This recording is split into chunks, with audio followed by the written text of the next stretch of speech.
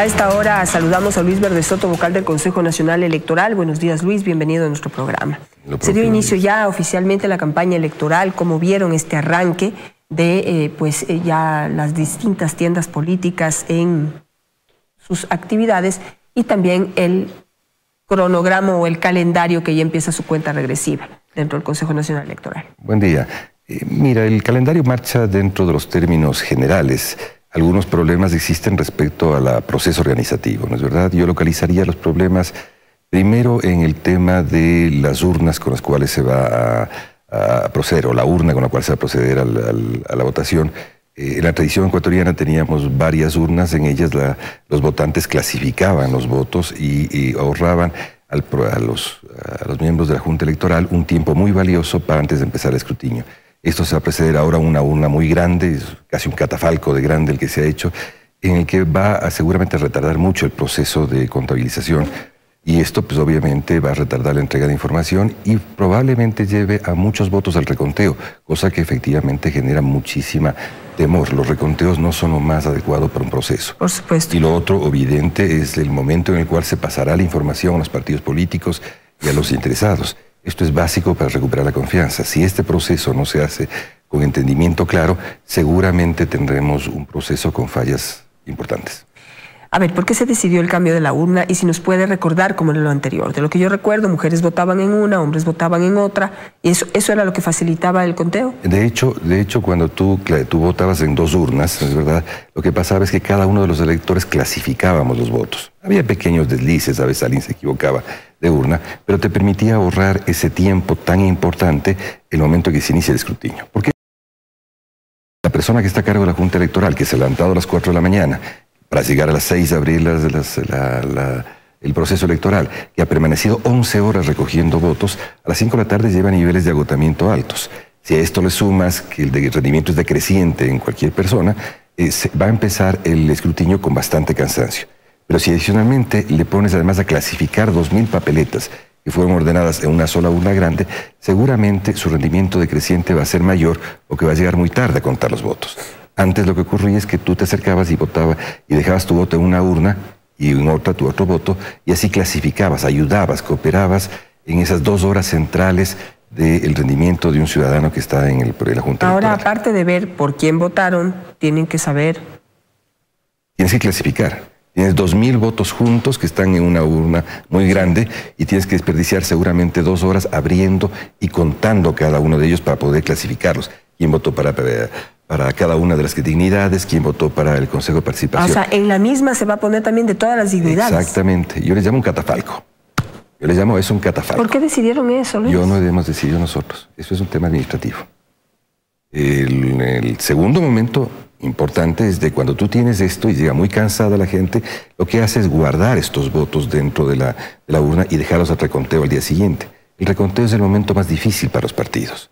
Todo porque esto lo hacen funcionarios, ¿no es verdad?, contratados para el efecto, pero con los partidos detrás. Es el momento del conflicto, que siempre recordamos tan difícil, ¿no es verdad?, en el que la Junta Provincial Electoral se vea sometida al asedio de los partidos. Yo también, al igual que otro vocal, el vocal Pita, tenemos profundo pavor a lo que puede ocurrir en ese rato. Es un momento muy difícil porque esta es una elección de narices. Vas a ganar la elección por una cabecita, por una nariz. El reconteo se vuelve decisivo.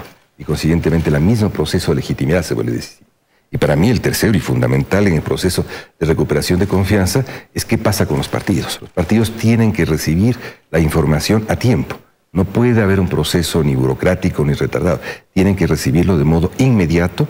El momento en que se produce el escaneo, tienen que recibir la información de lo que está ocurriendo con cada una de sus juntas. Van a ser muchísimas juntas, muchísimos partidos, muchísimos actores y muchísimos candidatos. Y para que haya una recuperación de confianza tenemos que eliminar estos factores de desconfianza. Y esto es lo que hay que seguir trabajando día a día al interior de Consejo. Ya están en conteo regresivo. Estamos en conteo regresivo. Ya no sé si están a tiempo de empezar en este momento a hacer correcciones.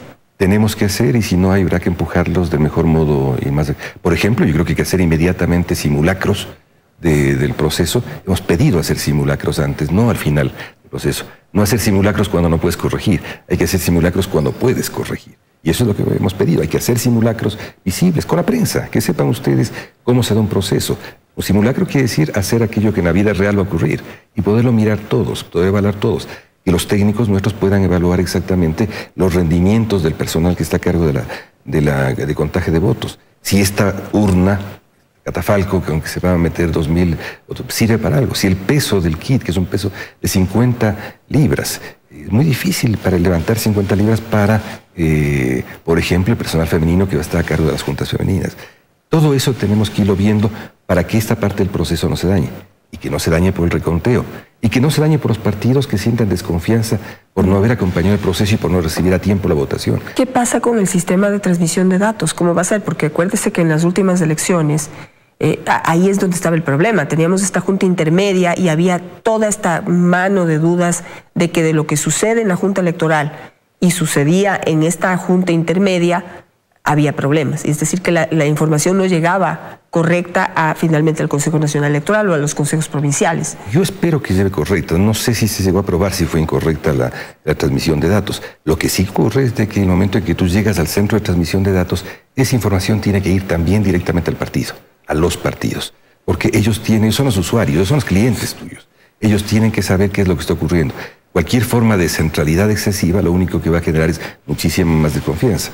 Piensa tú que este es un proceso en el cual hay 2 candidaturas, la de prefecto, la de alcalde, existen las de concejales, pero existen 3 elecciones presidenciales juntas.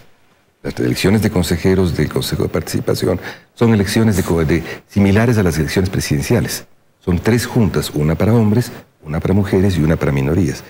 Estas 3 elecciones presidenciales, como las llamo yo, agregadas, tienen al mismo tiempo la misma dificultad y el mismo proceso que una presidencial. Si tú recuerdas el tiempo que se tarda en dar una elección, un resultado presidencial, tienes que agregarlo por 3. Porque tienes que hacerlo para hombres, para mujeres y para minorías. Hay que ser sensatos en lo que está ocurriendo y mirar cómo organizar bien las cosas. Hay que preocuparse de organizar y fundamentalmente que los interesados estén presentes. Los partidos estén presentes y puedan mirar lo que ocurre adentro, que estén presentes en este proceso y nos digan qué es lo que hay que hacer desde su punto de vista y nosotros podamos mostrar lo que está haciéndose y las críticas que tenemos internas y externas. ¿Qué pasa con el sistema de monitoreo? Otra falla. Empiezan sin un sistema profesional y definitivo de monitoreo. Digamos, en este momento tienen un sistema alternativo que lo está dando la SECOM y el servicio que va a dar el Consejo, la Organización Participación Ciudadana, que casi siempre es un buen trabajo, pero no sé si es el monitoreo que necesita el Consejo Nacional Electoral para poder garantizar pues que se cumplan con las reglas. Te voy a responder sin ningún tipo de ilusión. Qué bueno que me lo cuentes porque yo me enteré 5 minutos antes de que esto estaba así. ¿Que no había monitoreo? El monitoreo estaba que se había caído el contrato y de que no era posible proceder con el contrato establecido. Me enteré que Participación Ciudadana iba a ser una parte recién ahora. Me he enterado en momentos mientras esperaba esta entrevista, me he enterado hace muy poco de que SECOM iba a hacer, me he enterado hace horas, minutos, ese tema. Supongo que lo han hecho bien, supongo que lo harán a tiempo. Yo supongo, son muchos supuestos cuando hay una concentración administrativa tan grande donde no hay posibilidad de mirar lo que están estableciéndose los procesos y nosotros los vocales no acudimos a todos, no podemos, no nos dan acceso a información, simplemente no sé, acabo de enterarme. Gracias por informármelo. Pero Luis, es preocupante lo que usted está diciendo, porque por ejemplo usted ya hizo puso un primer termómetro y es la presencia de dineros del narcotráfico en determinadas parroquias. El problema del dinero del narcotráfico es que aprovecha precisamente las campañas electorales para tomarse algunas poblaciones financiando candidatos o poniendo sus propios candidatos. Y normalmente, pues no solamente, digamos, uno de los problemas es que gastan más dinero del que se debe y así utilizan el sistema para poder lavar ese dinero. Pero además para poner ahí autoridades que luego van a promover el crecimiento del narcotráfico en determinadas parroquias. El monitoreo no es todo, es un elemento importantísimo para poder detectar estos dineros del narcotráfico. Mira, el dinero ilícito está presente de varias formas, incluyendo obviamente el más dañino, que es el dinero del narcotráfico. Tiene rutas establecidas para entrar y ahora penetra crecientemente sobre lo local, sobre las instancias municipales. ¿Por qué? Porque les interesa controlar territorios, ¿es verdad? Y es el territorio chico donde pueden manejar una municipalidad cuya luz puede irse en un determinado momento, cosas de estas, es la que les interesa copar las actividades locales. Les interesa ganar legitimidad local. con lo cual reparten formas de dinero, que a veces vienen formas de subrepticias que terminan blanqueando dinero para esto. Yo diría que el tema monitoreo que va a ser, tiene un segmento muy específico en desarrollarse, difícilmente detectará este pequeño capital que está subrepticiamente metido. Lo importante sobre el tema del financiamiento eventual que pueda haber de narcotráfico sobre las elecciones es de que este pueda ser tratado, pueda ser trabajado como procesos que la población sepa y los denuncie. En el informe que estoy presto a presentar en las siguientes horas en el Consejo Nacional, que es un informe destinado a las autoridades del Consejo para que se decida qué es lo que se va a hacer, contempla varias cosas. La primera, un portal donde los ciudadanos puedan emitir sus denuncias y estas sean trasladadas a la Fiscalía. La Fiscalía, estamos en proceso de negociación de un convenio, entre otras cosas ha ofrecido poner un fiscal a cargo de los temas electorales en este momento que sea a cargo de estos temas. Y lo fundamental es evitar cualquier cortapisa para que este informe y este análisis de procesos o de procedimientos que utiliza el narcotráfico llegue a la Fiscalía, salga del Consejo Nacional Electoral y no existan cortapisas para que se quede en cualquiera de los... Ahora, digamos, el narcotráfico es un problema externo, por decirlo de alguna manera. En lo interno, el monitoreo también iba a garantizar que haya igualdad para todas las tiendas políticas, es decir, que no haya esos abusos de determinadas personas que por X razón tienen o invierten más dinero en sus campañas y van en perjuicio de otras organizaciones más respetuosas del sistema o que no tienen acceso a más dinero del que les da el Consejo Nacional Electoral. Tú tienes varias formas de desequilibrar una campaña, que eso es lo que hay que mostrar. Voy a presentar, mi consejería va a presentar pronto, junto con la consejería del ingeniero Pita, vamos a presentar un informe sobre el gasto municipal del año pasado. La ley te obliga a que tu gasto municipal el año inmediatamente anterior a la elección no sea superior al promedio del año anterior. El 18 no puede ser superior al del 17. Esto es el principal factor de desequilibrio que se dio en la pre-campaña. Es un factor enorme de desequilibrio. El otro tiene varios problemas de medida. Tú sabes que el financiamiento de campaña está medido en dos partes, el 30% que lo hace el Estado directamente a los medios de comunicación y que tiene un pautaje y normas establecidas, y un 70% que viene, llamémosle, entre comillas, del mundo privado. En ese pautaje, no es verdad, tienes una limitación, que es la cantidad en la que puede financiarte cada empresa.